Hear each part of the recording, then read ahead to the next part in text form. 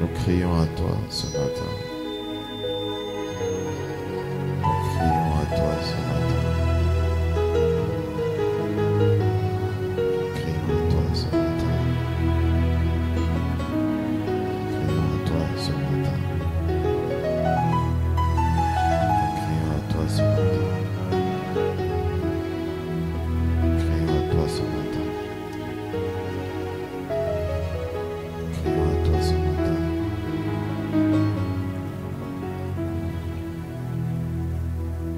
Entends nos cris, entends nos cris.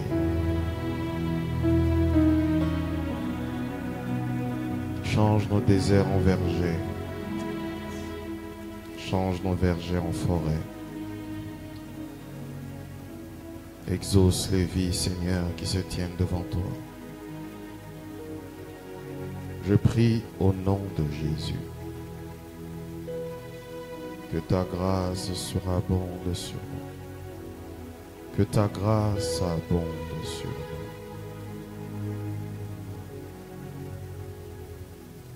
Je demande ta grâce.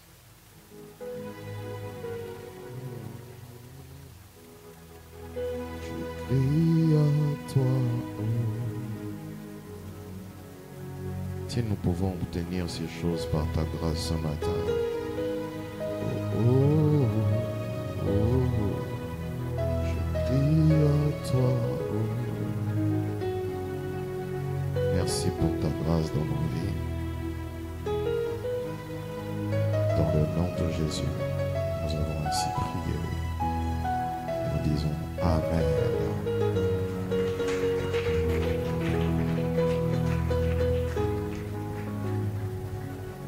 Merci d'avoir acclamé pour je ne sais pas moi qui. Est-ce qu'on peut maintenant acclamer pour Jésus?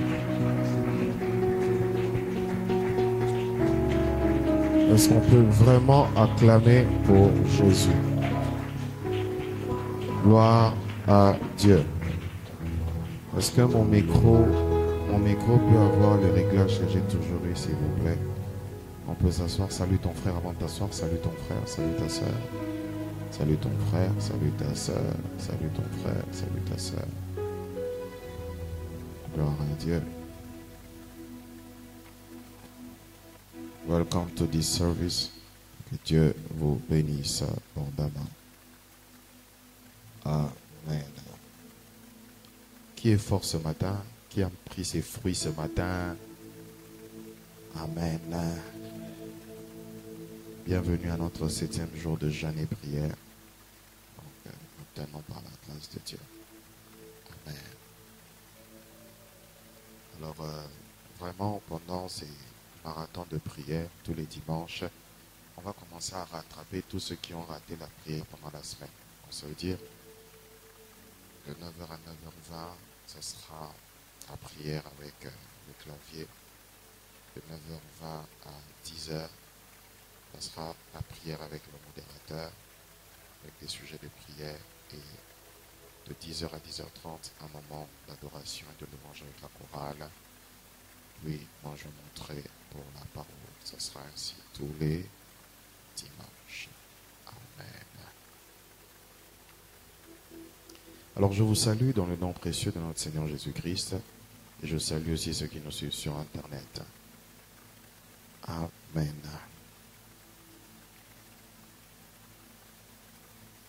Alors, depuis le mercredi, j'ai introduit vraiment le thème qui va nous permettre de pouvoir enseigner sur cela toute l'année. Parce que cette année, je vais vraiment beaucoup enseigner. Beaucoup enseigner.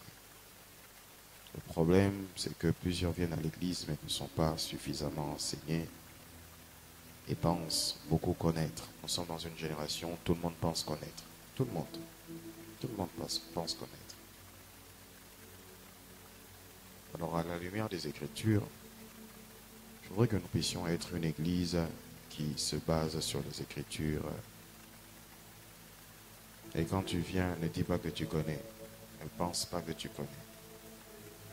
Apprends à écouter, à pratiquer et apprends à faire ce que la parole de Dieu te demande de faire. dans le grand thème qui est la maturité spirituelle, un thème que j'utiliserai toute cette année. Mon sous-thème ce dimanche et toute la semaine sera la nouvelle naissance, virgule, la vraie. La nouvelle naissance, la vraie. La vraie nouvelle naissance. Alors on va lire deux passages, si on peut se tenir debout.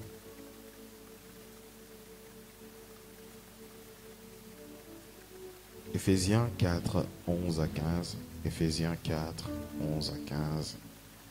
Puis Jean 3, 1 à 7. Éphésiens 4, 11 à 15. Lisons les Écritures. Et il a donné les uns comme apôtres, les autres comme prophètes, les autres comme évangélistes, les autres comme pasteurs et docteurs, pour le perfectionnement des saints en vue de l'œuvre du ministère et de l'édification du corps du Christ. Verset 13, ce qui est important, jusqu'à ce que nous soyons tous parvenus à l'unité de la foi et de la connaissance du Fils de Dieu, à l'état d'homme fait, à la mesure de la stature parfaite de Christ, afin que nous ne soyons plus des enfants flottants et emportés à tout vent de doctrine, par la tromperie des hommes, par leur ruse, dans les moyens de séduction. Verset 15, mais que professant la vérité dans la charité, nous croissions à tous égards en celui qui est le chef, Christ. Jean 3, 1 à 7.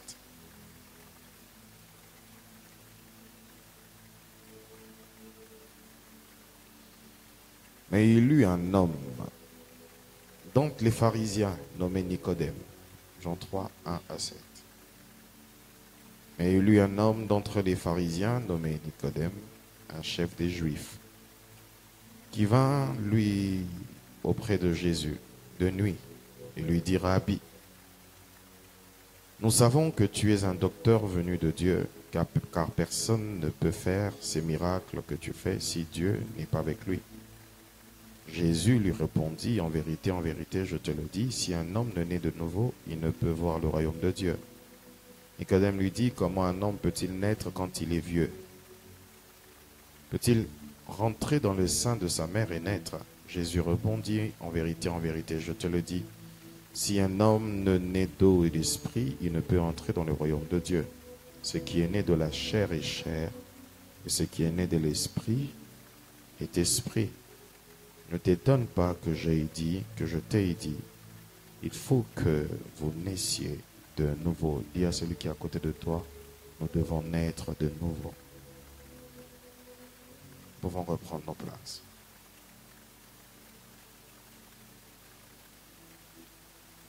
Père, je m'abandonne à toi ce matin. Donne-moi la force, donne-moi ton onction. Je prie que tu nous pardonnes toutes nos fautes, toutes nos insuffisances, toutes nos faiblesses. Que ta grâce sur nous fasse que tu aies pitié de nous encore ce matin. Nous ne sommes que des hommes, Seigneur. Et je te prie, ô Dieu, que tu aies pitié de chacun d'entre nous. Lave-nous dans le sang de Jésus.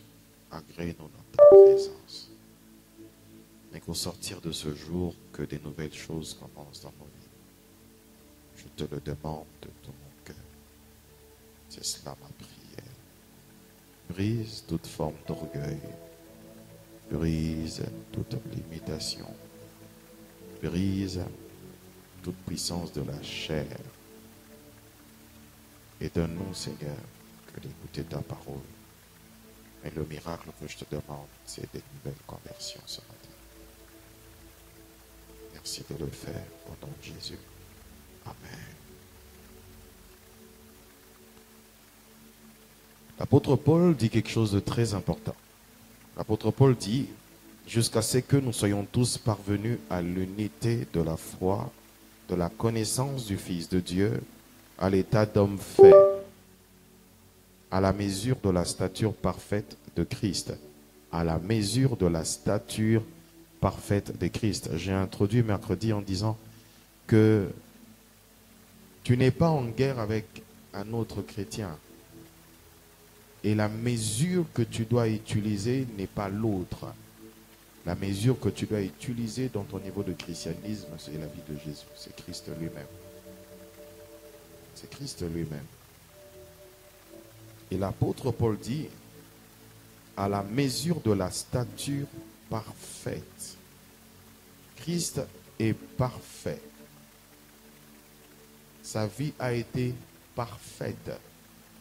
Et ainsi donc, frères et sœurs, ne vous attardez pas sur certaines faiblesses de X ou Y, car ce ne sont que des modèles imparfaits. Mais le modèle parfait, c'est Jésus. Le modèle parfait, c'est Jésus. Un homme peut pécher, mais je ne perdrai pas ma foi parce qu'un homme a péché. Je ne perdrai pas ma foi parce qu'un pasteur est dans un scandale. Je ne perdrai pas ma foi parce qu'un docteur a fait ceci. Ce n'est pas parce que les médecins font des bêtises que nous n'allons plus chez les médecins. Nous continuons à aller chez les médecins. Parce que nous croyons qu'il y a des faux et il y a des vrais. Il n'y a pas que des faux pasteurs, il y a des faux chrétiens. Être un faux pasteur veut dire à la base être un faux chrétien. Alléluia. Et ce matin, j'ai voulu vraiment commencer par cela. Parce que l'apôtre Paul dit, afin que nous soyons plus des enfants. Parce que nous sommes dans une génération où il y a tellement de doctrines. Il veut que nous puissions quitter l'étape d'enfant, croître, arriver jusqu'à la maturité. Mais la maturité dont il parle n'est pas une maturité en fonction de l'âge ni de la barbe. Mais la maturité dont il est présent, c'est la stature parfaite de Christ Jésus. Ce matin, la première des choses que je voudrais te dire, c'est que Jésus revienne comme étant le modèle que tu dois suivre. Des fois, on est habitué à suivre les hommes. Des fois, on veut s'habiller comme s'habille son pasteur. On veut se coiffer comme se coiffe son pasteur. On veut avoir des choses parlées comme son pasteur. Mais que le modèle parfait pour toi soit Christ. Un jour, je peux te décevoir en te parlant mal, en te blessant. Mais Christ ne te décevra jamais. Jamais. Les hommes peuvent vous décevoir, mais Dieu ne vous décevra jamais. Et la Bible dit, maudit soit l'homme qui se confie, qui place toute sa confiance en l'homme. Et de la même manière, maudit soit tout chrétien qui peut regarder son pasteur comme étant un être parfait. Et que si son pasteur pêche, oh les pasteurs sont ceci, oh les pasteurs sont cela. C'est être des enfants. C'est être un enfant. Il y a celui qui est à côté de toi, sort de l'enfance. Sortir de l'enfance. Il faut vraiment sortir de l'enfance. Il faut totalement sortir de l'enfance. Il y a trop d'enfants à l'église. Des enfants de 40 ans, de 50 ans. Enfants. Des enfants. Il dit afin que nous ne soyons plus des enfants flottants et emportés. Quand les enfants sont là, bonbons, bonbons, biscuits, biscuits, chocolat, chocolat. Les enfants aiment quoi? Ils sortent. Là-bas, il y a les miracles. Ils courent vite. Là-bas, il y a les miracles. Ici, là, il y a quelqu'un qui change l'eau en vin. Ils sont là aussi. Quelqu'un change l'eau en vin. Bon, finalement, tu cherches quoi? Tu ne sais pas, c'est des enfants. Un enfant. Un enfant peut regarder à la fois la télé, la tablette et le téléphone, puis manger. C'est un enfant. Et certains chrétiens sont comme des enfants. La plupart même. La plupart. Des enfants. Emportés par tout vent de doctrine. Il y a trop de doctrine. Il y a des types de chrétiens qui disent qu'avant de se marier, tu dois connaître ta fiancée parce que tu ne peux pas te marier sans connaître la personne. D'autres qui disent, ah, le pasteur a vraiment une révélation. L'apôtre là, il est fort. Mais d'autres disent aussi, non, tu ne peux pas connaître ta femme. Maintenant, un enfant doit se marier. Il ne sait pas. Je dois connaître ma fiancée. Je dois connaître mon fiancé. Je ne dois pas la connaître. Il ne sait pas. Pasteur, est-ce qu'elle est en boîte de nuit? Est-ce que c'est mal? Une question d'enfant. Pasteur, est-ce que prendre la bière, est-ce que c'est un péché? Encore une question d'enfant. Pasteur, est-ce que, les enfants. Je vous lirai ça la semaine. L'apôtre Paul dit que depuis longtemps, vous devez être des maîtres, mais jusqu'à aujourd'hui, vous êtes encore au lait. Ce n'est pas parce que vous faites 2 ans, 3 ans, 4 ans, 5 ans dans une église que vous êtes mature. Il est possible que vous êtes dans une église où ça fait 10 ans, 15 ans, 20 ans, mais que vous êtes vraiment un bébé. Alléluia. Alors il y a un autre bébé qui est allé voir Jésus de nuit. C'était un pharisien. C'était un vieux. Et un bébé. Un vieux. Il va voir Jésus de nuit et lui dit, avec tout ce que nous voyons là, en tout cas, Dieu t'a appelé. Mais personne ne peut faire ce genre de miracle sans que Dieu ne soit avec lui. Ça, c'est Nicodème qui dit. Et vous savez, les pharisiens, c'était des personnes qui physiquement s'imposaient. Quand tu vois un pharisien, tu sais que celui-là, c'était un pharisien. C'était la classe des gens qui connaissaient, non pas seulement la parole de Dieu, mais qui avaient les premières chaises dans les églises. Les premières chaises. Aujourd'hui, qui sont les pharisiens? Ce sont les personnes qui viennent avec des grosses croix, avec beaucoup de cheveux, une grosse Bible, mais qui ne la lit jamais.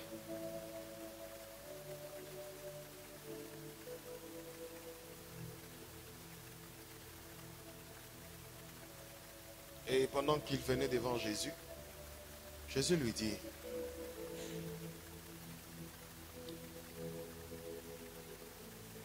personne ne peut faire ce miracle que tu fais si Dieu n'est pas avec lui, dit Nicodème. Jésus lui répond, en vérité, je te le dis, si un homme ne naît de nouveau, il ne peut voir le royaume de Dieu. Pendant que j'étais en train d'écrire cette prédication, j'étais en train de poser la question. Le jour où je serai devant Dieu et qu'il me pose la question, penses-tu que tu as fait un bon travail? Qu'est-ce que je répondrai? Je vais vous dire la vérité. L'église de Jésus-Christ ne fabrique pas des millionnaires. Dieu ne nous a pas appelés sur terre pour fabriquer des millionnaires. Ma mission première, ce n'est pas des millionnaires. Ma mission première, c'est de faire des disciples de Christ. Alléluia. Je ne suis pas contre l'argent. Qui n'aime pas l'argent? Tout le monde aime l'argent. Mais, des fois, à cause de nos requêtes, nous oublions ce qui est le plus important.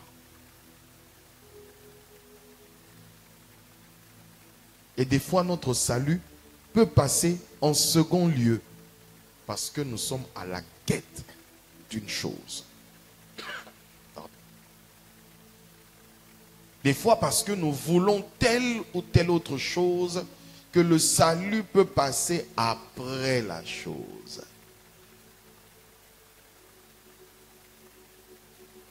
Je t'assure, si tu as besoin d'acheter une voiture, tous les jours qui passeront, tu penseras à une voiture. Tous les jours.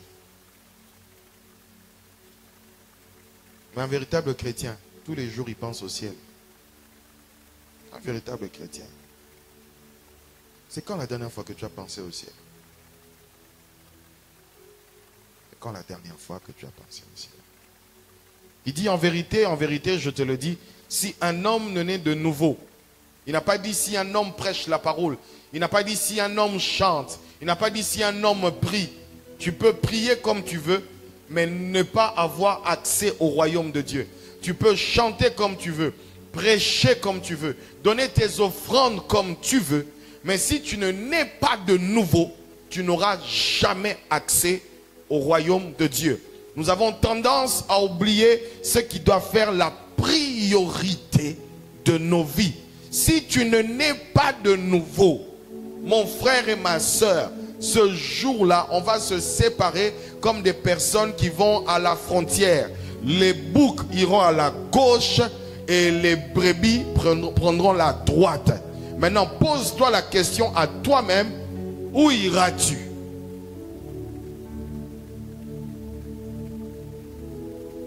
Où iras-tu? Maintenant, pose la question à ton voisin. On sera ensemble en enfer ou au ciel?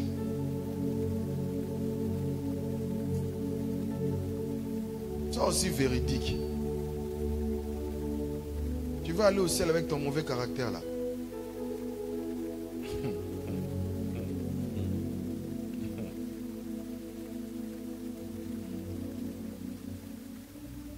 Nous sommes dans un temps où tout le monde qui vient dans une église chrétienne est un chrétien. Aujourd'hui, venir dans une église chrétienne, c'est être un chrétien. Mieux encore, venir à l'église fait que nous ayons une relation avec Dieu.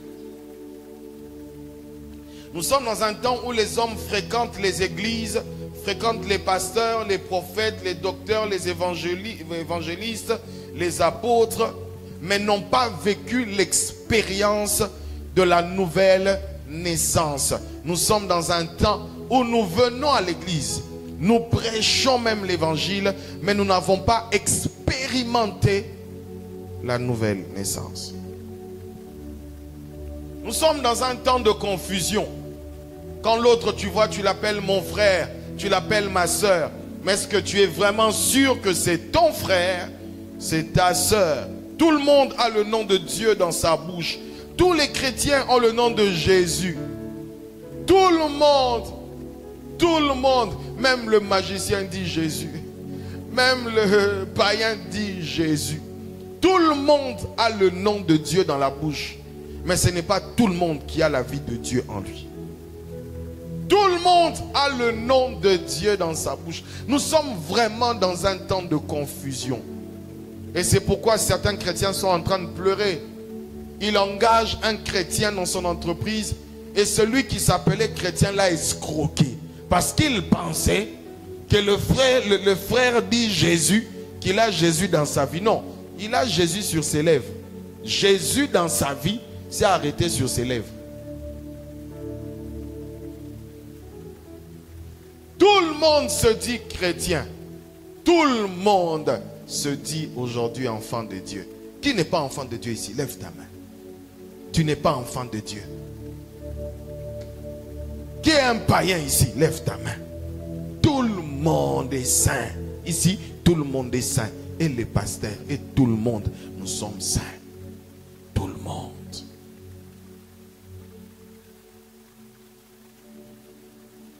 C'est triste. C'est triste. De moins en moins, nous avons l'expérience de la nouvelle naissance dans nos assemblées. De moins en moins, il y a des personnes qui viennent témoigner. J'étais dans tel péché. J'ai été sauvé de tel péché. De moins en moins. C'est pourquoi il y a de moins en moins de témoignages. Nous voulons seulement des témoignages de guérison, des témoignages de bénédiction, des témoignages d'élévation. Mais dans l'église primitive, il y avait aussi des témoignages de vies changées.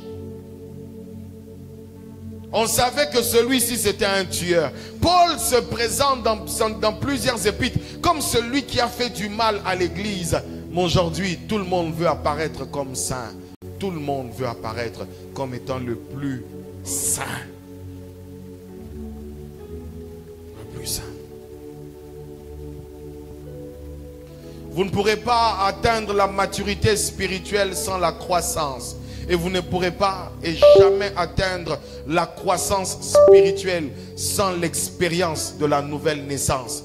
La nouvelle naissance est le parcours ou le chemin obligatoire par lequel tu dois passer pour atteindre la maturité spirituelle. Si tu n'es pas né de nouveau, tu ne connaîtras jamais, jamais alors la maturité spirituelle. Jamais. Jamais. Il ne faut pas se tromper. On se trompe beaucoup, beaucoup. On se trompe beaucoup, beaucoup. Je vous dis, on se trompe beaucoup. Beaucoup. Jésus lui dit, en vérité, je te le dis. À chaque fois que Jésus-Christ disait en vérité, il était en train d'insister. C'était sa marque d'insistance pour dire que cette parole, personne ne peut la bouger. Personne ne peut la changer. Tu peux faire tes aumônes. Tu peux nous acheter tout ce que tu veux. Si tu ne connais pas la nouvelle naissance, c'est zéro. C'est zéro. C'est zéro. C'est zéro. Cette parole est profonde. Qu'est-ce qu'elle veut dire? Naître de nouveau. Naître de nouveau. Le pasteur nous casse les oreilles ce matin avec la nouvelle naissance. Mais c'est quoi la nouvelle naissance? Il y a quelque chose d'important ici que Jésus dit explicitement. Naître de nouveau. Naître de nouveau. Naître de nouveau. Qui dit naître de nouveau veut dire naître deux fois. Mais en réalité, ça ne veut pas seulement dire naître deux fois. C'est naître plusieurs fois. Parce que vous pouvez être nouveau en 2025, mais en 2026, vous êtes ancien. Naître de nouveau, c'est avoir une vie continuelle d'update, de mise à jour par rapport à la parole de Dieu. Continuel, naître de nouveau. Je nais de nouveau, pas qu'une seule fois, mais il y a des choses en moi, puisque je n'ai pas encore atteint la maturité, il y a des choses qui doivent mourir. Il y a des choses dont je dois me séparer et je dois naître de nouveau dans un domaine X, dans un domaine Y, dans un domaine Z, je dois naître dans mon caractère, je dois naître de nouveau dans ma vie, je dois naître de nouveau. Il y a des choses, c'est pas un big bang qui atteint comme ça, boum, naît de nouveau. Non. Non.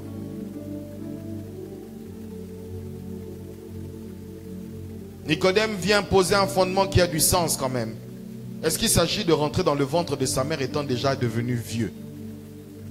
Jésus lui dit, toi le docteur d'Israël, tu ne connais pas ces choses. Toi le docteur, ça dit que toi qui prétends avoir la connaissance des Écritures en Israël, il est possible d'être docteur en Israël et être un enfant.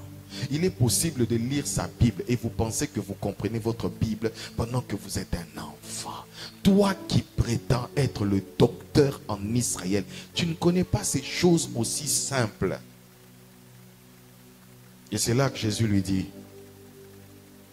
naître de nouveau.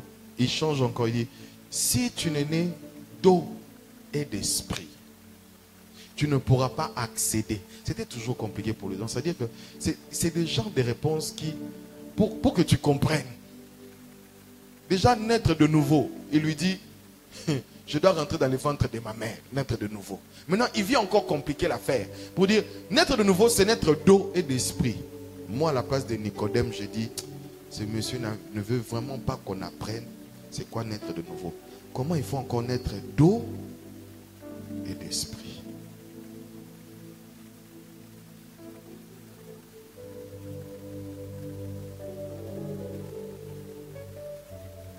Pourquoi il faudra naître de nouveau pour voir le royaume des cieux? Ça veut dire que la première naissance qui est charnelle a été une naissance mais aussi un échec quelque part. Parce que l'homme avait péché. L'homme s'est séparé. Par Adam, l'homme s'est séparé de Dieu. Par Adam, l'homme s'est séparé de Dieu. Et dans cet état de péché, sans connaître l'expérience de la nouvelle naissance, l'homme ne peut pas accéder au royaume des cieux. Il ne peut pas. C'est pourquoi, frères et sœurs, il est important que vous puissiez faire un rétropédalage et regarder les rétroviseurs de vos vies pour être sûr si vraiment vous êtes encore chrétien. Parce qu'il est possible qu'on vous colle une étiquette de chrétien sans que vous ne soyez chrétien depuis un moment. Il est possible qu'on vous colle l'étiquette des chrétiens, mais vous et le véritable christianisme, vous vous êtes séparés, ça fait 5 ans. Jésus dit, ce n'est pas tous ceux qui disent Seigneur, Seigneur qui entreront. Parce qu'après il dit, je ne vous ai jamais connu. Il y a des gens qui utilisent le nom de Jésus, qui n'ont jamais eu de relation profonde et particulière avec Dieu. Donc, c'est même pas que je vous ai connu. Non. Je ne vous ai jamais connu. Donc, ça veut dire que je n'ai jamais eu une relation avec toi.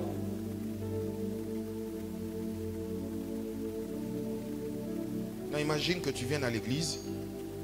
Tu fais tout ce que tu fais là à l'église. Et que le dernier jour, Jésus te dise, je ne t'ai jamais connu. Est-ce que vous imaginez ça? Dites à celui qui est à côté de vous, prends ta vie spirituelle au sérieux. Prends ta vie spirituelle au sérieux. Il est possible qu'on te dise le dernier jour, je ne t'ai jamais connu. Jamais. Tu vas lire l'air. Il n'y a pas de recours. Il n'y aura pas de recours.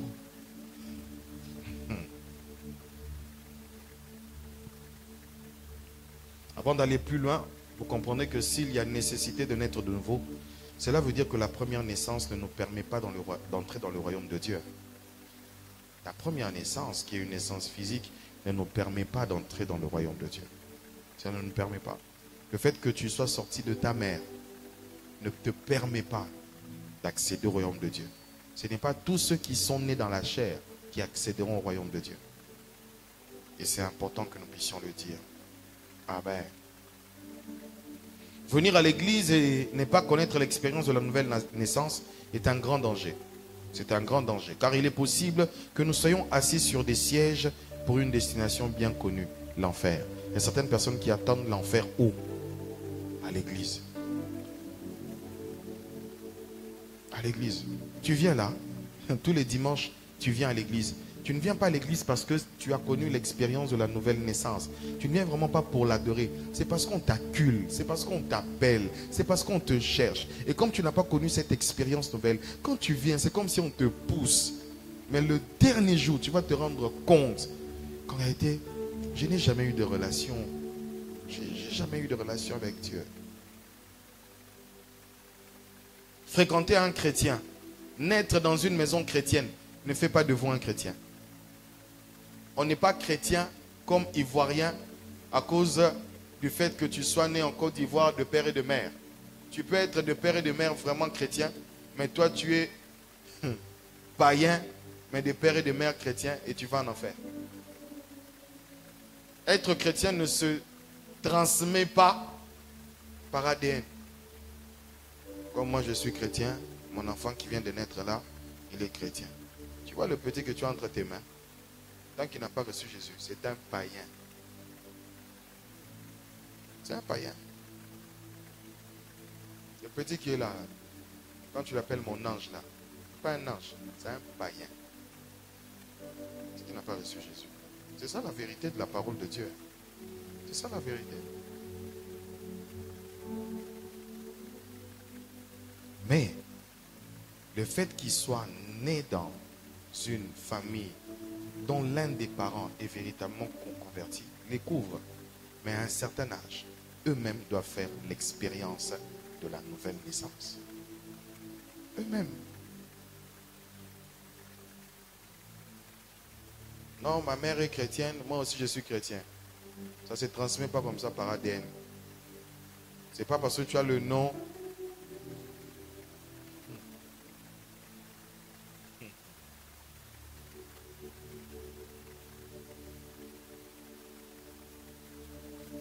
Amen. Fréquenter un chrétien, aller sur une montagne de prière, participer aux jeûnes et aux prières de l'église, mais sans avoir connu l'expérience de la nouvelle naissance est un danger. C'est comme si on lavait un cochon. Ouais. Faire tout ça là, si tu n'as pas connu l'expérience de la nouvelle naissance, c'est laver un cochon. Parce que le cochon rentre toujours dans la saleté.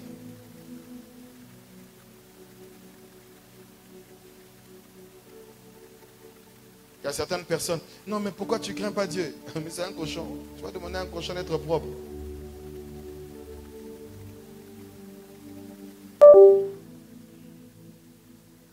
C'est pourquoi, quand vous avez un mari ou une femme qui ne craint pas Dieu, ne vous attardez pas sur ses défauts. C'est comme vouloir laver un cochon. Attardez-vous sur le fait qu'il fasse l'expérience de la nouvelle naissance. Quand il fera l'expérience de la nouvelle naissance, tout le reste va s'en suivre. Oh Marie, pourquoi tu me mens? Mais c'est normal. Un fils du diable ment. Jésus lui-même a dit que si vous étiez, si le Père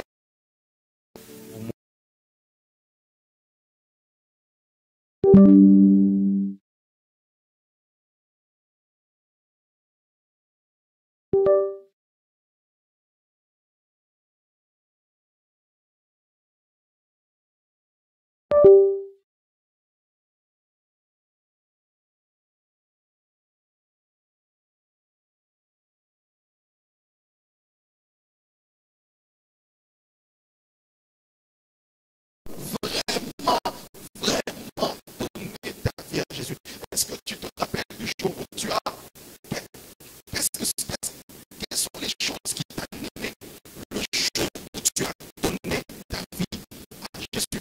Est-ce que tu te souviens encore de l'émotion spirituelle que tu avais le jour où tu avais donné ta vie à Jésus?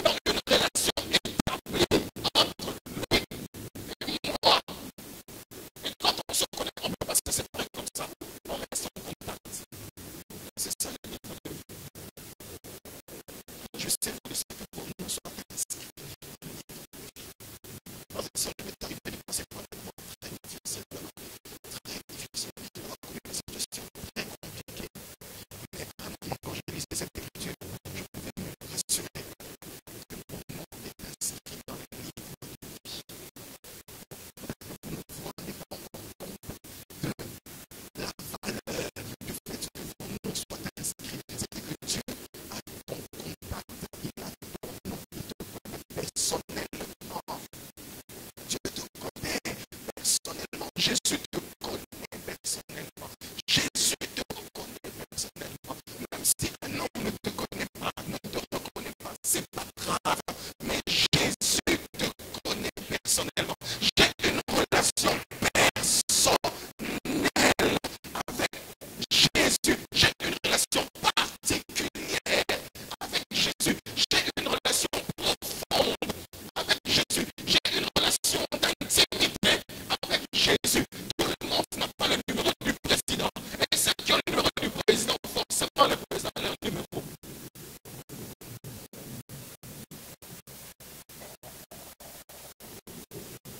J'ai le numéro de Jésus. C'est pas comme c'est difficile pour moi. Quand je l'appelle et que c'est Dieu qui vient me consoler.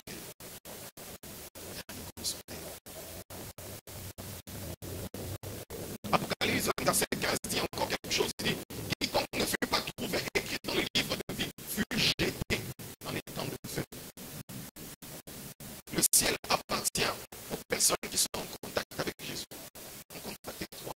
Il est possible que ton numéro soit dedans, mais il est possible aussi que ton numéro soit effacé.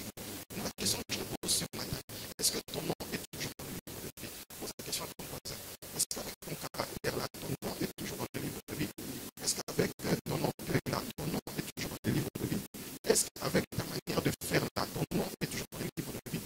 Est-ce que dans ton insolence là, ton nom est dans le livre de vie? Est-ce que toujours dans ton impudicité, ton nom est toujours dans le livre de vie? Est-ce que dans ton mensonge là, ton nom est toujours dans le livre de vie?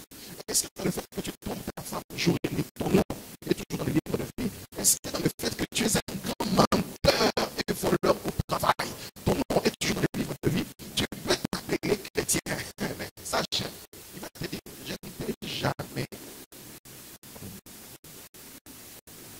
Le pasteur peut te connaître, mais ce jour-là, frères et sœurs, même si je te connais, je te régnerai. Parce que lui va régner ceux qui n'ont pas connu. Si je suis en possession, tu le connais, je dis, ah Jésus, tu connais le vie que tu m'avais donné. C'était les sympathisants. Je te régnerai. Il y a celui qui te donne le pasteur te régnerai.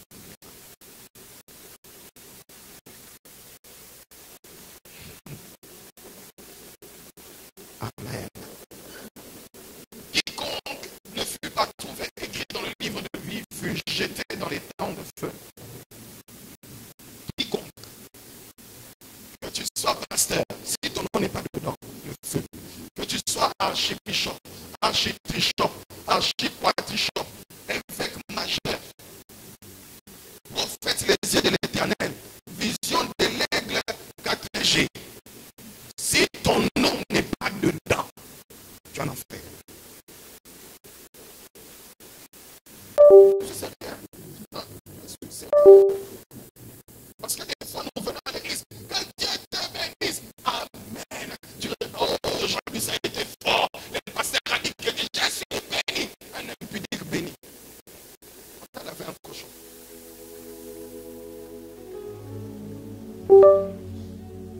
Cette année, j'ai décidé de dire la vérité. Si tu es fâché contre moi, je te demande déjà pardon pour tout ce que je vais faire cette année.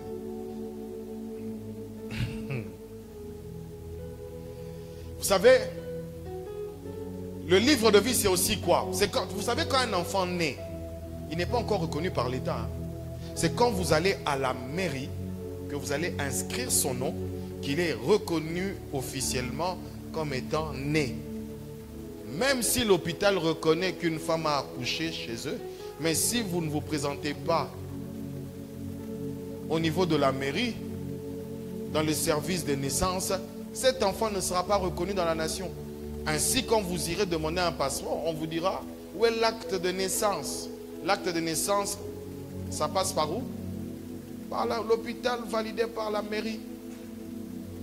Et le livre de vie, c'est notre acte de naissance spirituelle. Oui, oui. C'est pourquoi je dis, si tu ne nais pas de nouveau, tu ne pourras pas voir. Donc ça veut dire que si ton nom n'est pas inscrit à l'officier de l'état civil céleste qui est Jésus lui-même, tu n'entreras pas.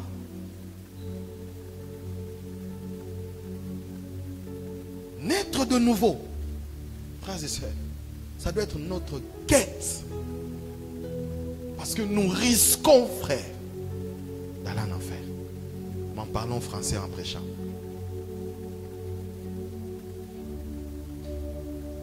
Alléluia.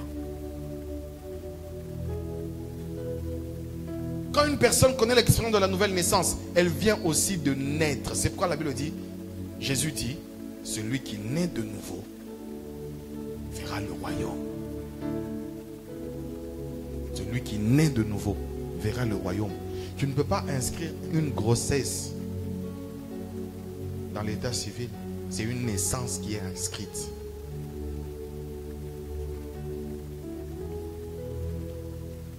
Je vais peut-être vous choquer maintenant. Il est possible que Dieu vous guérisse, mais que vous n'ayez pas connu l'expérience de la nouvelle naissance. Il est possible que Dieu vous bénisse, mais que vous n'ayez pas connu l'expérience de la nouvelle naissance. Il est possible que vous ayez ce que vous demandez là. La Bible dit, à quoi servira un homme de gagner tous les biens de ce monde s'il doit perdre son âme? Donc il est possible de gagner tous les biens de ce monde, mais que votre âme... Je vais vous poser une question. Quelle est la porte qui vous a permis de venir à l'église? Si cette porte, ce n'est que l'invitation, si cette porte, ce n'est qu'un problème, frère, depuis là, tu n'as jamais donné ta vie à Jésus. La porte qui nous introduit à l'église, c'est la nouvelle naissance, le fait d'avoir donné sa vie à Jésus.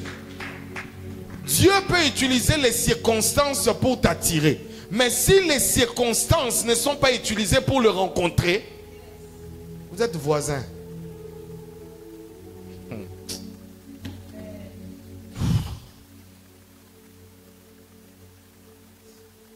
Il est possible, hein? Dieu peut te mettre une maladie pour qu'il t'attire.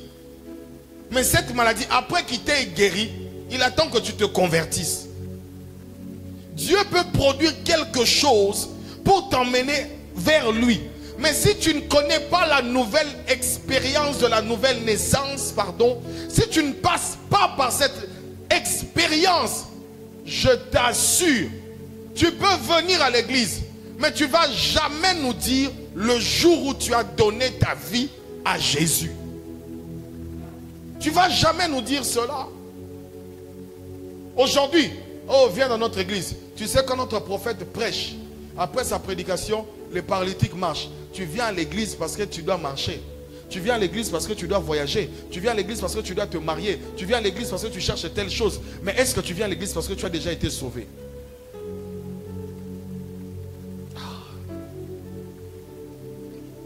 Il est possible que vous ayez des expériences aux côtés de Dieu, mais sans être en Christ. Il est possible. L'âne de Balaam a prophétisé. L'âne de Balaam, oh non pasteur, l'âne de Balaam a prophétisé. L'âne là n'ira pas au ciel.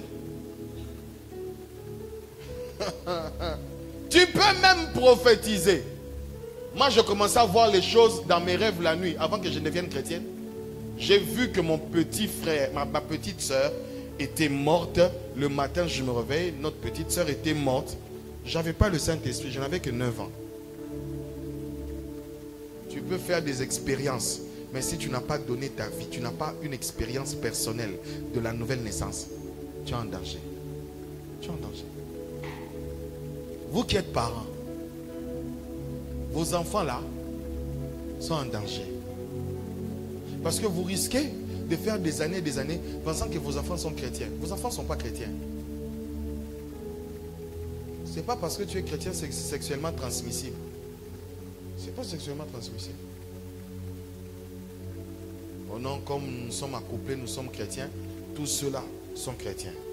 Attends, tu vas voir les dégâts qu'ils vont faire. Alléluia. Il est même possible de travailler. Tu joues au piano, tu joues à la batterie. C'est toi qui tiens la caisse de l'église. Tu chantes ici, tu pleures même. Je lève mes mains vers le ciel. Tu pleures, mais tu n'as jamais donné ta vie à Jésus. Tu n'iras pas au ciel parce que tu es dans les bonnes habitudes. Non.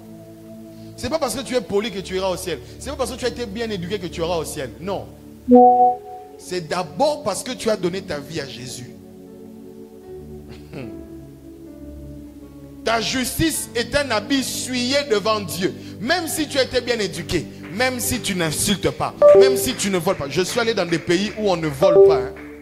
Tu vas à Dubaï, on ne vole pas. Tu as l'impression qu'ils sont chrétiens. Quand tu es à Dubaï, tu as l'impression vraiment qu'ils sont chrétiens. Tu oublies un truc dans le supermarché, tu pars, tu reviens même 2 jours après. On vous dit non, on attendait que vous puissiez revenir. Personne n'a volé. Il n'a jamais reçu Jésus-Christ comme Seigneur et Sauveur. Il n'a jamais volé.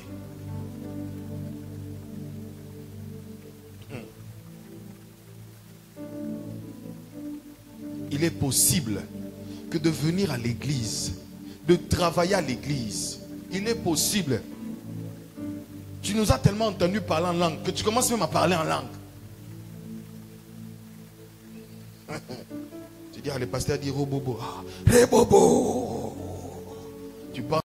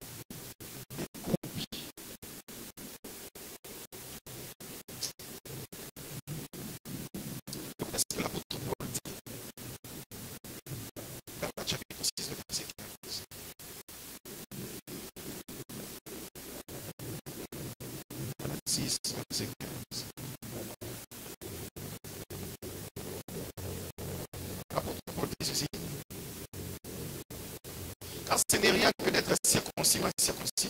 Ce qui est quelque chose. C'est quoi? C'est d'être une nouvelle créature. L'apôtre Paul dit, ce n'est rien d'être circoncis ou incirconcis. Des fois, nous nous battons à l'église. Nous aimons des postes. Nous aimons des titres. Nous aimons des fonctions. Nous aimons des rangs. Nous aimons des chaises. Nous aimons fréquenter le pasteur. Nous aimons. L'apôtre Paul dit, être circoncis, ce n'est rien. Pourquoi? Parce que dans l'époque, dans la Galatie, il y avait des juifs qui avaient infiltré l'église. Et en infiltrant l'église, il y avait maintenant comme un débat dans l'église. Et l'un des plus grands débats dans l'église, c'est que pour être sauvés, les juifs imposaient la circoncision. Pendant que ceux-là qui n'étaient pas juifs étaient incirconcis. Alors comme ils étaient incirconcis, maintenant on ramène vers Paul pour dire, oh, toi tu nous as laissé un message ici, mais il est dit ici par tous ces gens que les juifs là, ils ont dit ceci, que pour que tu sois sauvé, tu as besoin, malgré que tu as Jésus, de connaître la circoncision de la chair. Maintenant, l'apôtre Paul répond, car ce n'est rien que d'être circoncis ou incirconcis. Ce qui est quelque chose, c'est d'être une nouvelle créature. Ce qui est quelque chose. Et aujourd'hui, frère, nous avons des circoncis et des incirconcis qui se battent. C'est quoi être circoncis? C'est être pieux. C'est quoi être circoncis? C'est parler d'une certaine manière. C'est quoi être circoncis? C'est faire les choses d'une certaine manière. C'est quoi être incirconcis? C'est tout cela qu'on sait qui est être circoncis. Mais l'apôtre Paul dit, tout ça n'est rien.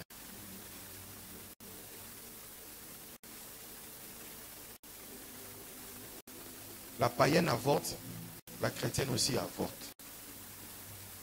La païenne insulte, la chrétienne aussi insulte. Le païen trompe sa femme. Chez les chrétiens, là même, c'est grave. Lui, au nom de Jésus, l'onction est doublée. Au point où l'apôtre Paul dit, il se raconte qu'au milieu de vous, que quelqu'un a même pris la femme de sa mère. Pardon, la femme de son père. C'est ça le problème. Chrétien de dehors, mais au dedans, des tombeaux. C'est ça être circoncis et incirconcis. C'est mettre un vernis à l'extérieur, une peinture blanche pour dire que nous sommes l'hôpital, mais à l'intérieur, il n'y a aucun matériel d'hôpital. Tu mets une longue robe. On dit non, la sœur là, vraiment, elle est sœur. Dans la sœur là, tu vois le frère, il vient à l'église en costume, cravate, sérieux. Quand tu prêches, il te regarde religieusement. Et tu dis non, toi-même tu te dis, tu commets l'erreur de Samuel. Sûrement que c'est, le frère là est appelé, Eliab. Je dis, je l'ai rejeté.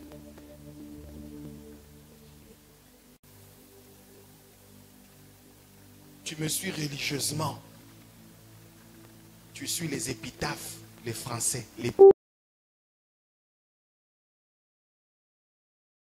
Pasteur, vous avez fait des bonnes écoles, hein, pasteur. Vous avez travaillé quand même pendant longtemps. Tu penses que c'est ça, hein? La nouvelle naissance, ce n'est pas une question d'études.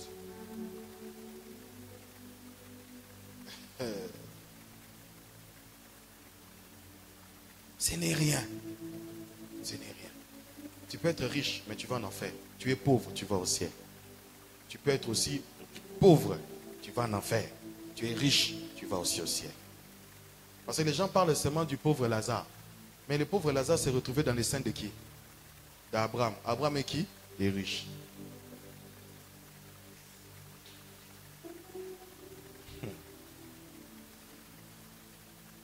C'est quoi être une nouvelle, faire une nouvelle naissance? La nouvelle naissance, comme j'ai dit, c'est l'une des plus belles expériences qu'un homme puisse vivre avec le baptême du Saint-Esprit. Il y a deux expériences majeures à ne jamais rater en tant que chrétien. La première expérience, c'est l'expérience de la nouvelle naissance. Mais la deuxième expérience, c'est l'expérience du baptême dans le Saint-Esprit. La deuxième expérience, c'est pourquoi Jésus-Christ dit, celui qui n'est né d'eau et d'esprit n'entrera pas. Parce que qui dit baptême dit naissance. Nous naissons même en esprit dans le baptême de l'esprit. Et nous naissons dans la vie aujourd'hui là, dans le fait que nous puissions faire la rencontre avec Jésus en faisant l'expérience de la nouvelle naissance. Et cette expérience te pousse. Quand ton âme donne, ton esprit est donné.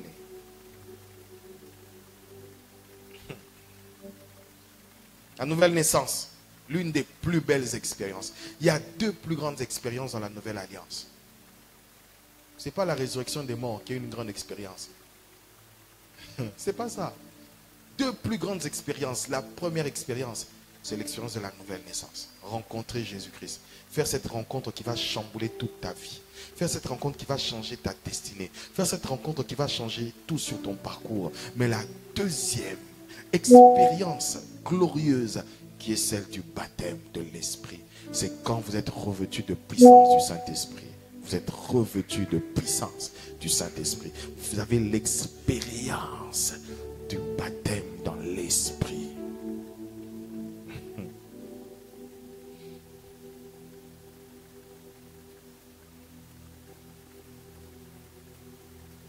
Colossiens 2, 11, supportez, je suis en train d'enseigner. Parce qu'on a trop prêché dans la vie, il faut maintenant enseigner. Colossiens 2, 11, la Bible dit ceci. Et c'est en lui, en qui? En Jésus, que vous avez été circoncis d'une circoncision que la main n'a pas faite, mais de la circoncision de Christ, qui consiste dans le dépouillement du corps de la chair. Maintenant, j'enseigne sur la nouvelle naissance et sur le dépouillement des œuvres de la chair. La chair dont il est question ici, c'est notre vieille nature. C'est notre homme intérieur, le vieil homme. C'est quoi le vieil homme? Le vieil homme, c'est le système d'exploitation qui est installé en nous, qui nous permet de fonctionner. C'est ça qu'on appelle la vieille nature. Dans la vieille nature, un homme qui pêche, qui insulte, pour lui, ce n'est pas un péché. Un homme qui trompe sa femme, qui tape sa femme, qui bat sa femme, qui fait du mal à ses enfants, ce n'est pas un péché pour lui. Il va même trouver des circonstances atténuantes pour encore la... Elle est tellement impolie. Pasteur, il faut la taper. Ça, c'est le vieil homme.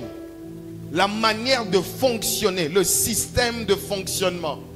Mais quand nous donnons notre vie à Jésus, quand nous faisons l'expérience de la nouvelle naissance, il y a ce qu'on appelle un formatage. Ceux qui sont informaticiens savent. On formate. Formate, c'est quoi? C'est supprimer le système existant pour installer le système nouveau qui permettra à la machine de fonctionner d'une autre manière.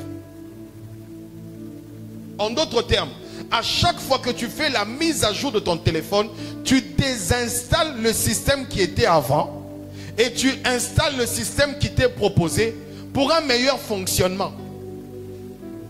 Ainsi, l'expérience de la nouvelle naissance, c'est quoi? C'est écraser, supprimer, désinstaller l'ancien système d'exploitation pour installer par la puissance de Dieu et par la puissance du baptême de la régénération, le nouveau système d'exploitation qui est Christ. C'est pourquoi l'apôtre Paul dit, si maintenant je vis, ce n'est plus moi qui vis.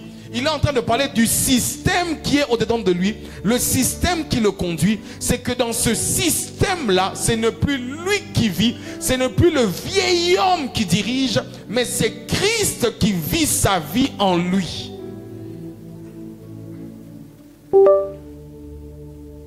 J'espère que tu as compris. Alléluia.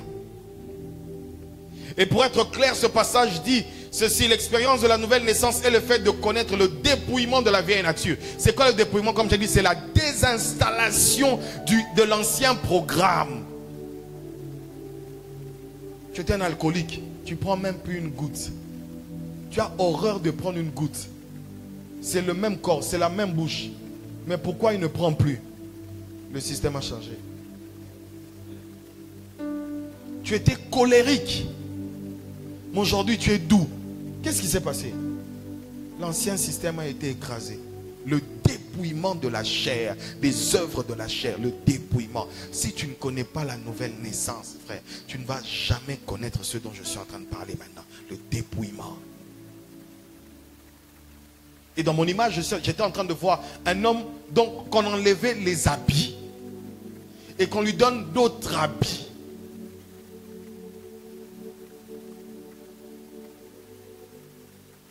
Le dépouillement.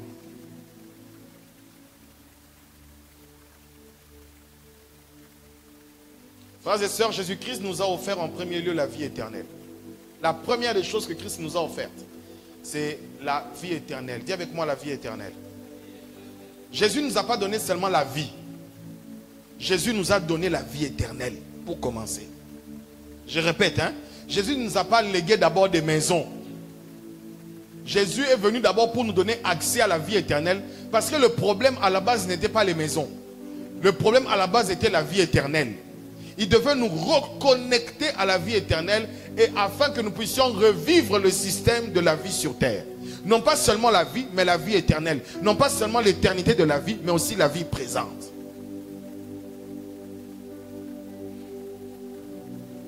Jean 3, 14 à 16. Je vais expliquer ce passage. Et comme Moïse éleva le serpent dans le désert, il faut de même que le Fils de l'homme soit élevé.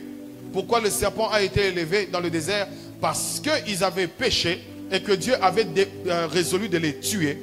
Et Moïse a imploré la grâce de Dieu. Et Moïse éleva un serpent d'airain. Et tout le monde qui était piqué par, qui était mordu par le serpent, devait regarder au serpent d'airain. Et quand il regardait, il était directement sauvé et il ne connaissait pas l'expérience de la mort. Parce que tous ont péché, connaîtront ce qu'on appelle l'expérience de la mort. Et il faut de même que le Fils de l'homme soit élevé. Il faut que Jésus soit élevé. Afin que quiconque, on n'a pas dit que pasteur, docteur, bishop, apôtre, prophétesse, je ne sais pas moi qui, mais quiconque, nous sommes tous dans le quiconque. N'importe quelle nationalité, n'importe quelle peau. Quiconque croit en Jésus ait la vie éternelle. Quiconque croit en Jésus ait la vie éternelle. Car Dieu a tant aimé le monde qu'il a donné son Fils unique, afin que quiconque croit en lui, deuxième quiconque, ne périsse point, mais qu'il ait la vie éternelle. Avoir de l'argent sans avoir Jésus, c'est périr. Avoir des maisons sans avoir Jésus, c'est périr. Avoir la richesse sans avoir Jésus, c'est périr. Être marié sans avoir Jésus, c'est périr. Vivre dans les châteaux sans avoir Jésus, c'est être dans... Tu vas périr. Et ce matin, ou ce midi, il dit, car Dieu a tant aimé le monde qu'il a donné son Fils unique, afin que quiconque croit en lui ne périsse point. Donc Jésus est venu d'abord pour que les hommes ne périssent point. Mon contraire, qu'ils aient accès à la vie éternelle. Dieu nous a offert par Christ la vie éternelle et par sa mort, il nous donne accès à vivre des choses sur cette terre. La mort de Jésus nous a donné à avoir accès à la vie éternelle. Mais par ce meurtrissure, nous sommes guéris. Donc il est possible de vivre des guérisons sur terre. Il est possible de vivre des miracles sur terre. Il est possible de vivre des délivrances sur terre. Mais vivez des délivrances tout en ayant vos noms inscrits dans le livre de vie. Vivez des bénédictions tout en ayant vos noms inscrits dans le livre de vie. Soyez riches tout en sachant que votre nom est inscrit dans le livre de vie. Mais si vous renversez et que vous voulez d'abord que des bénédictions, des bénédictions, des bénédictions, des bénédictions, sans savoir que votre nom est inscrit dans le livre de vie, vous êtes un commerçant.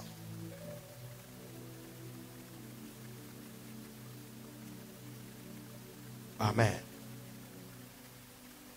Qu'est-ce qui se passe-t-il quand on expérimente la nouvelle alliance, la nouvelle naissance? Qu'est-ce qui se passe-t-il? 2 Corinthiens 5, 17. Rentrez, relisez ce message. Lisez encore sur Facebook et YouTube. C'est très important ce que je vous dis. Ça fait 10 ans, je vous dis la vérité. Il y a des gens peut-être qui ont déjà entendu ce message. Sincèrement, qui a déjà entendu ce message. Voilà, vous êtes à compter. C'est des messages qui deviennent de plus en plus rares. 2 Corinthiens 5, 17. La Bible dit quoi? Si quelqu'un est en Christ, il est une nouvelle créature. Les choses anciennes sont passées. Voici, toutes choses sont devenues nouvelles. C'est ça le miracle de la nouvelle naissance. Quand vous êtes en Jésus, les gens peuvent garder votre historique, mais au ciel, votre historique est vierge. Les gens peuvent toujours t'appeler Rahab la prostituée, mais Rahab n'est plus une prostituée. Elle est l'ancêtre de Jésus. Donne-moi un amen. Hein? Quand vous recevez Jésus-Christ dans votre vie, les choses anciennes sont passées. Que tu aies tué, escroqué, volé, le jour où tu donnes, où tu fais ta rencontre, Jésus-Christ prend ta sale vie et te donne sa vie propre et tu es une nouvelle créature. Tu es une nouvelle personne. Et non pas seulement une nouvelle personne, il te donne sa vie. Il te donne le nouveau système d'exploitation. C'est pourquoi les choses anciennes sont passées. C'est pourquoi des moments tu te réveilles, tu as envie de pécher, mais tu n'arrives pas à pécher. Tu veux insulter, ta bouche n'arrive pas à insulter.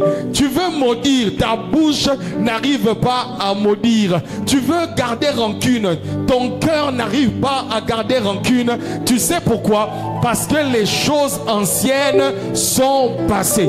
Le système ancien est passé. Il y a eu une réinstallation du système. Mais à quel moment on désinstalle un système? C'est quand il y a eu virus.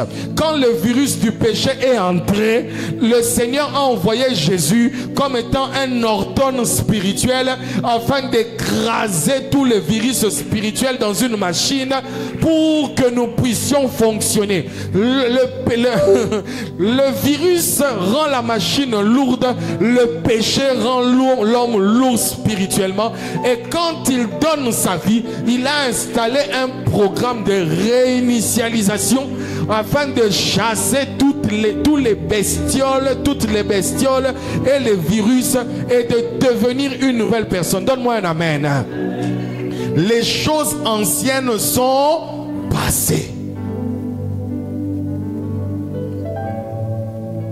Et si dans ta vie, il n'y a pas de différence entre les anciennes et les nouvelles choses, tu n'as jamais connu l'expérience de la nouvelle naissance. Jamais. C'est pas possible. Et voici, toutes choses sont devenues nouvelles. Si quelqu'un est en crise, il devient une nouvelle créature. L'expérience de la nouvelle naissance fait de nous des personnes mortes dans le passé. Mortes dans le passé. Est-ce que qui a déjà regardé le film de Schwarzenegger qui allait dans le futur pour sauver celui qui était dans le passé? Comment ça s'appelle encore? J'ai regardé le film il y a longtemps. Il devait sauver un enfant dans le futur comme ça, mais... Les regardeurs de Netflix, comment ça s'appelle encore? Voilà, tu vois comment tu as répondu, tu sais. Terminator. Terminator, c'est un film qui se passe dans le futur.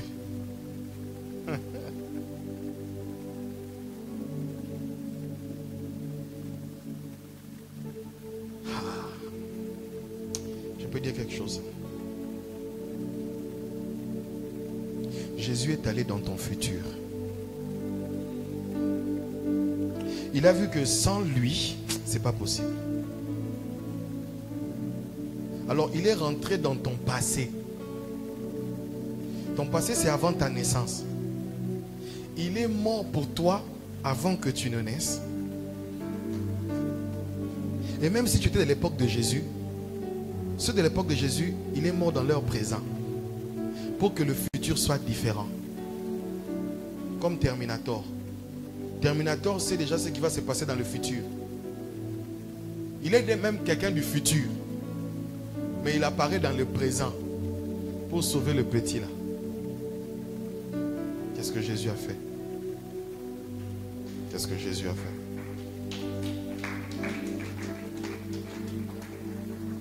En étant Jésus-Christ, il est impossible que je sois la même personne qu'hier. C'est impossible. C'est impossible. Toute personne qui fait l'expérience de la rencontre avec Jésus-Christ font toujours cette déclaration. Ce n'est plus moi qui vis. C'est Christ qui vit en moi. Toute personne qui a rencontré Jésus va te dire, tu vois comment tu réagis là? Moi dans le temps, je t'aurais déjà ramassé. Mais je cherche à la force. Mais je ne trouve pas la force. Je cherche. J'ai envie de télécharger ça. Mais je ne trouve pas. J'ai envie de mal te parler. Mais je ne trouve pas. Parce que quand on donne sa vie à Jésus, tu deviens une nouvelle personne. Une nouvelle personne. Une nouvelle personne. La question que j'ai à vous poser ce jour est celle-ci. Pensez-vous que vos actions, vos faits, vos réactions, vos agissements sont vraiment la preuve que Christ est en vous? Croyez-vous vraiment que vos actions, vos réactions, vos agissements et votre manière de faire sont des preuves que vraiment Jésus-Christ est en vous? Vraiment que vous êtes une nouvelle créature? Vraiment que vous avez donné votre vie à Dieu? Croyez-vous? Alors je vais parler pour finir des 5 caractéristiques de la nouvelle naissance. Vrai. 5 caractéristiques. 5 caractéristiques.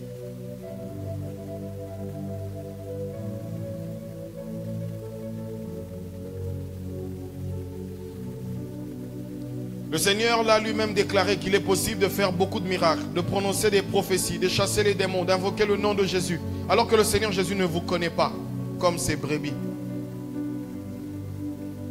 Écoutez frères et sœurs, si Jésus a exaucé des démons, il peut exaucer des païens.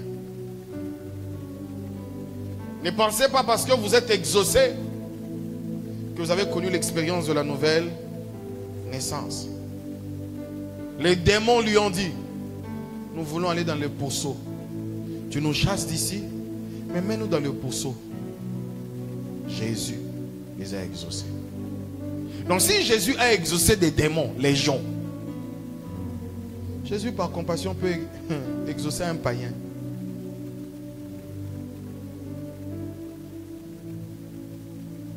Être exaucé ne veut pas dire que vous êtes en Christ.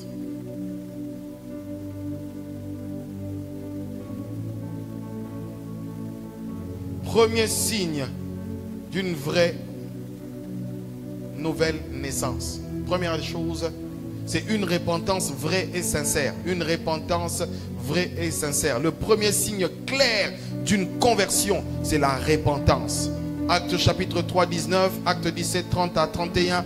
Repentez-vous donc et convertissez-vous pour que vos péchés soient effacés. Acte 3, 19, acte 17, 30 à 31. Repentez-vous donc et convertissez-vous pour que vos péchés soient effacés. La repentance, c'est le sentiment d'avoir offensé Dieu. Celui qui se repent dit d'abord en premier, j'ai mal fait à Dieu. J'ai touché le cœur de Dieu. J'ai mal agi. Quand un homme veut se repentir, il dit, il ne voit pas d'abord celui qui est à côté, il voit d'abord Dieu, sa relation avec Dieu. Il voit sa relation avec Dieu. Il veut se repentir, il veut donner sa vie à Jésus, il veut s'abandonner à Jésus. La repentance, il y a un désir ardent d'arranger avec Dieu.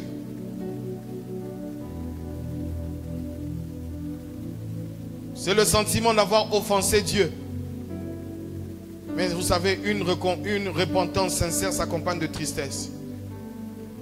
Le jour où j'ai reçu Jésus-Christ, je ne riais pas.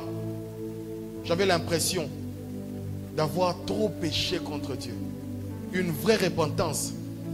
Le Saint-Esprit te met en face. Donc, il fait ressortir tous tes défauts devant toi. Tu ne vas même pas t'aimer. Tu ne vas pas t'aimer. Tu ne vas pas aimer la vie que tu avais. Et tu auras l'impression que, mais comment j'étais bête à ce point? Comment je pouvais commettre des si grands péchés, sachant que Dieu me voit?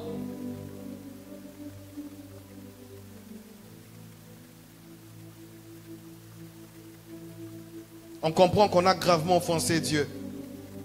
2 Corinthiens 7, 9 à 10. On a gravement offensé Dieu. La repentance sincère se traduit par un changement dans nos pensées. Dans nos pensées. Mais aussi dans nos actes. Quelqu'un qui se repent, ses pensées ne sont plus les mêmes.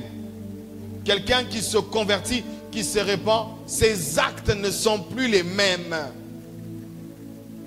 Il n'y a pas qu'une pensée de venir à l'église dimanche. Non, il y a une pensée d'être avec Dieu en tout temps, à chaque minute et à chaque seconde. Que je sois à l'église ou non. Mes pensées sont tournées vers la volonté de Dieu. Faire le bien, échapper au mal, ne pas désirer être dans le péché. Ces pensées sont changées. Et ces actes aussi sont changés. Tu n'es pas capable de tromper ta femme. Tu n'es pas capable de mentir. Tu n'es pas capable d'insulter. Tu n'es pas capable de faire certaines choses. Pourquoi? Parce qu'il y a tellement une vie en toi qui te pousse à vivre une nouvelle vie. La vie de Jésus, elle est vécue en toi. La repentance sincère. Il y a beaucoup trop de faux repentances. Les gens se repentent. Pourquoi? Tu dois te repentir parce qu'il y a un blocage dans votre famille. Et tu dois te repentir. Ils se repentent en attendant vivre les miracles. Mais ce n'est pas repentir. Comme des faux baptêmes. Il y a des fausses repentances.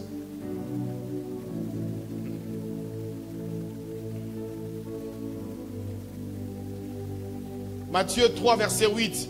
Produisez donc du fruit digne de la repentance. Il y a des fruits qui sont la preuve que nous sommes vraiment repentis.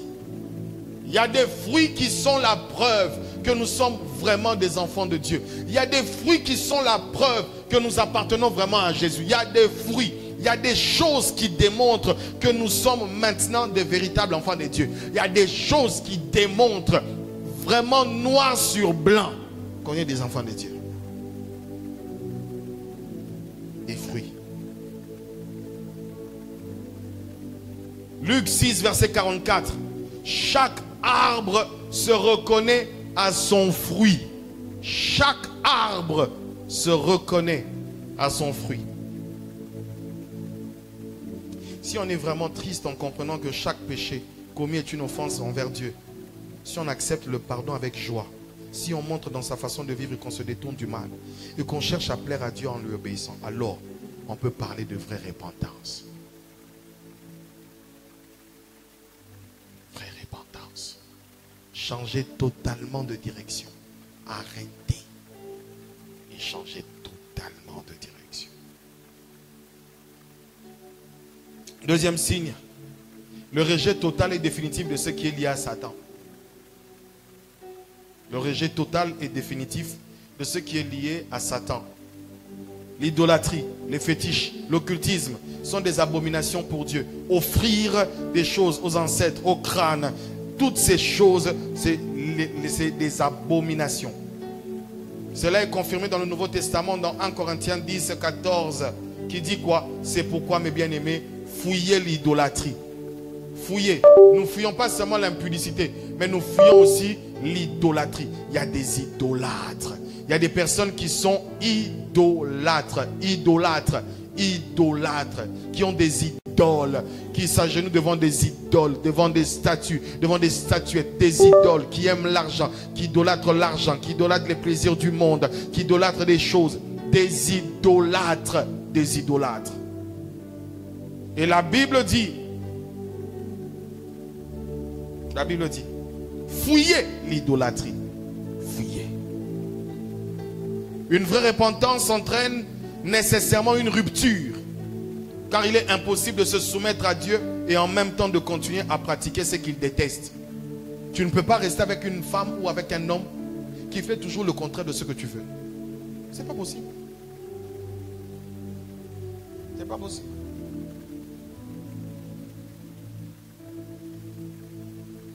C'est pas possible. 1 Thessaloniciens 1 verset 9. Vous vous êtes convertis à Dieu en abandonnant les idoles pour servir le Dieu vivant et vrai. Ephésiens 5, 11. Ne prenez point part aux œuvres infructueuses de ténèbres, mais plutôt condamnez-les. Aujourd'hui, quand tu condamnes, on dit que tu juges. Pourquoi tu juges? Pourquoi tu juges? La Bible dit condamnez-les. Cette année, je vais beaucoup juger. Et tu vas me supporter.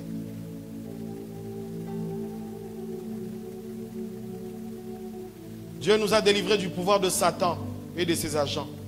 Il ne faut pas revenir en arrière. Dis à celui qui est à côté de toi, ne reviens plus dans l'occultisme, dans la magie, dans les marabouts, dans les sorciers. Dis cela à ton voisin. Ne reviens plus dans ces histoires-là. Ne reviens plus dans ces histoires-là. 1 Pierre 2, 9. Il nous a délivrés de la puissance des ténèbres et nous a transportés dans le royaume de son bien-aimé. Pardon, c'est Colossiens 1, 13. Colossiens 1, 13. Il nous a délivrés de la puissance des ténèbres et nous a transportés dans le royaume de son Fils bien-aimé. 1 Pierre 2, 9. Vous, au contraire, vous êtes une race élue, un sacerdoce royal, une nation sainte, un peuple acquis, afin que vous annonciez les vertus de celui qui vous a appelé des ténèbres à son admirable lumière. Car avant d'être en Jésus, nous étions totalement dans les ténèbres. Donne-moi un bon amen. La troisième chose qui est une caractéristique d'une vraie repentance et de la nouvelle naissance, c'est le désir permanent de connaître Dieu. Le désir permanent de connaître Dieu. Colossiens 3, 1 à 2, la Bible dit, si donc vous êtes ressuscités avec Christ, cherchez les choses d'en haut, où Christ est assis à la droite de Dieu. Attachez-vous aux choses d'en haut et non à celles qui sont sur la terre.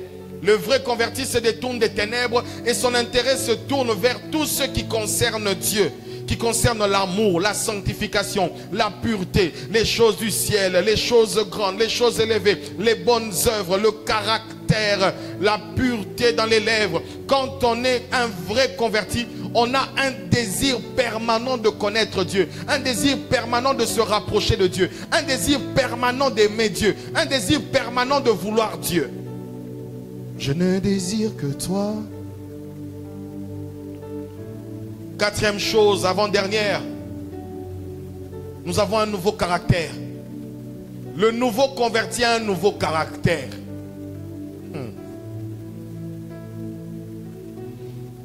Le nouveau converti a un nouveau caractère. La nouvelle naissance nous confère aussi le fait que Dieu nous donne un nouveau caractère. Tu étais impoli, tu deviens quand même docile. Hein?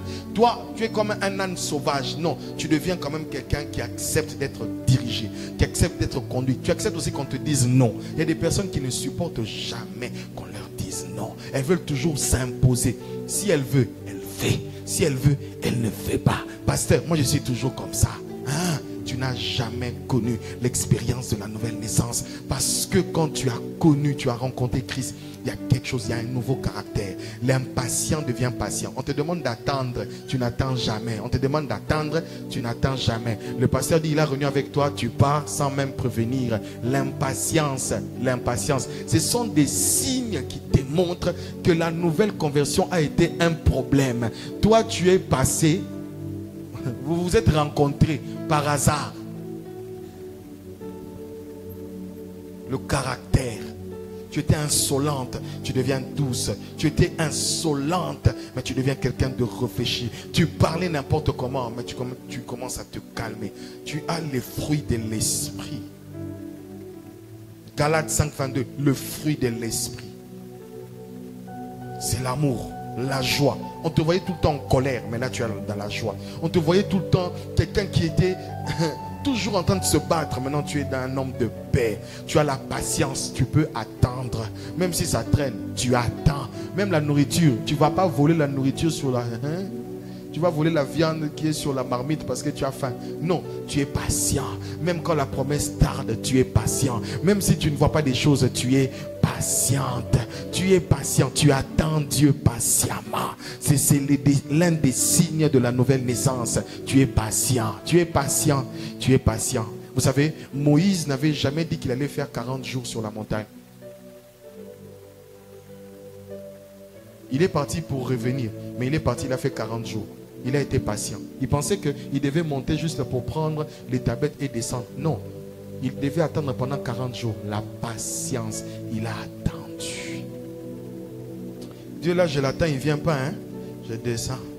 Quand il sera prêt, qu'il m'appelle. La douceur, la bonté, la bienveillance, la foi, la maîtrise de soi. Quand quelqu'un est une nouvelle personne, il y a une maîtrise de soi. Une maîtrise de soi. Une maîtrise de soi. Tu arrives à te maîtriser. Toi, tu tapais tout le temps, mais tu tapes plus. Tu te maîtrises. Tu te maîtrises. Tu insultais, tu n'insultes plus. Tu calomniais, mais tu ne calomnies plus. Une maîtrise de soi. Frère, c'est pourquoi il faut revoir notre christianisme. Hein.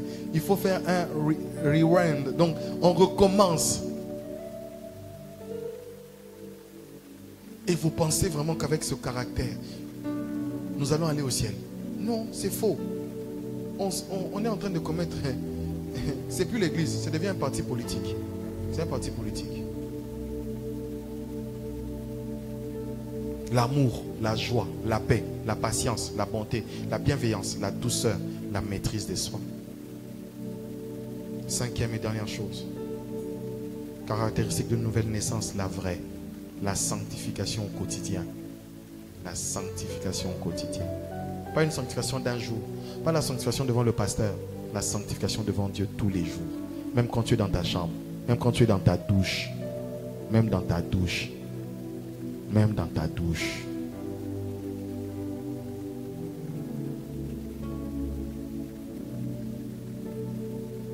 Un autre signe de conversion authentique, c'est la volonté de rester pur. C'est quoi la sanctification? C'est vouloir rester pur. Quand tu as acheté des beaux habits, tu veux que personne ne tâche les beaux habits. Quand nous recevons Jésus-Christ, il nous donne des beaux habits. Et la sanctification consiste à garder ses habits purs. Pas seulement un désir vague de vivre dans la sainteté, non.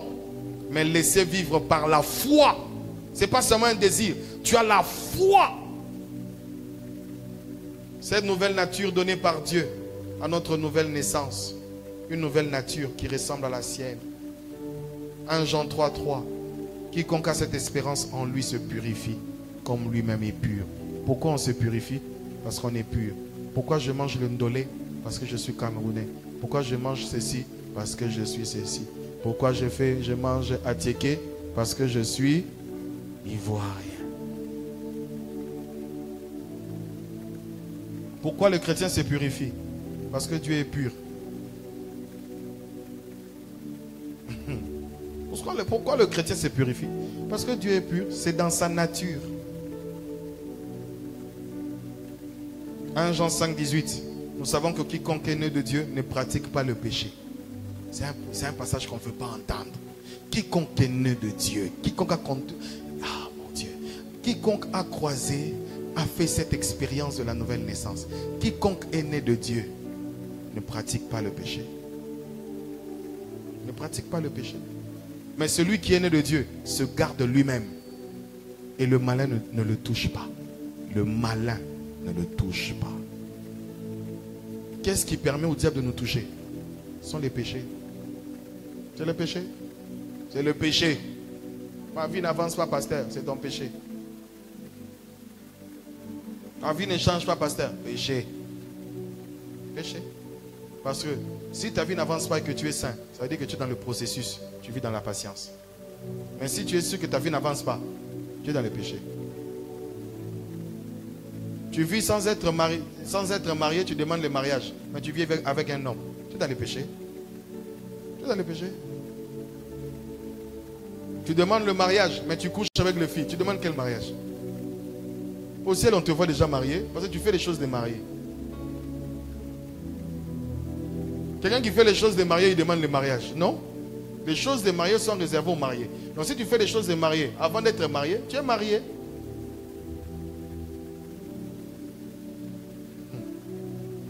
Je vais te donner encore un passage qui va t'effrayer. La Bible dit que celui qui s'unit à la prostituée devient un seul esprit, pas un corps, un seul esprit avec la prostituée. Toi, tu t'es uni avec combien de prostituées dans ta vie?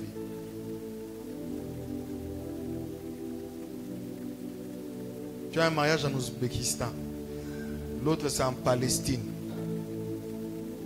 Tu es émietté spirituellement. Tu es partout. Même dans le monde spirituel, on te cherche. Tu vas dire non, il doit naître de nouveau pour qu'on les repère.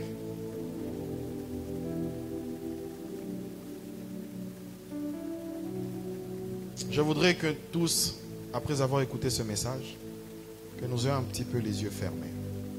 Moi-même, je vais avoir les yeux ouverts. Et que tous nous ayons les yeux fermés.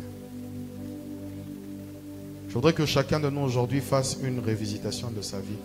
Est-ce que vraiment tu as Christ dans ta vie? Est-ce que vraiment tu as donné ta vie à Jésus?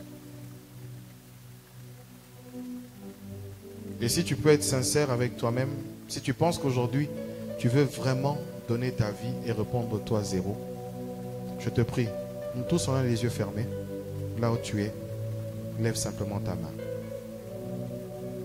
Lève ta main.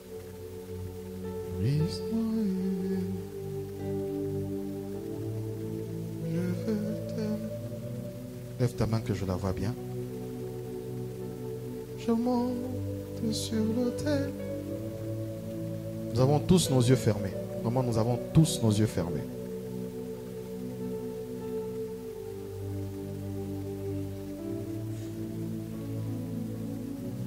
Je veux que tu fasses cette prière avec moi pendant que nous avons tous nos yeux fermés. Dis avec moi, Seigneur Jésus, je me rends compte que je ne t'avais pas donné ma vie vraiment. Pourtant, je me vante d'être un de tes disciples. Pardonne mes péchés. Accueille-moi ce jour. Et je te prie de prendre totalement place dans ma vie. Je te donne ma vie et je te reçois comme mon Seigneur et mon Sauveur personnel. Donne-moi le Saint-Esprit et inscris mon nom dans le livre de vie. Rends-moi meilleur chaque jour et transforme dès ce jour mon être tout entier. Au nom de Jésus-Christ. Amen. On acclame Jésus.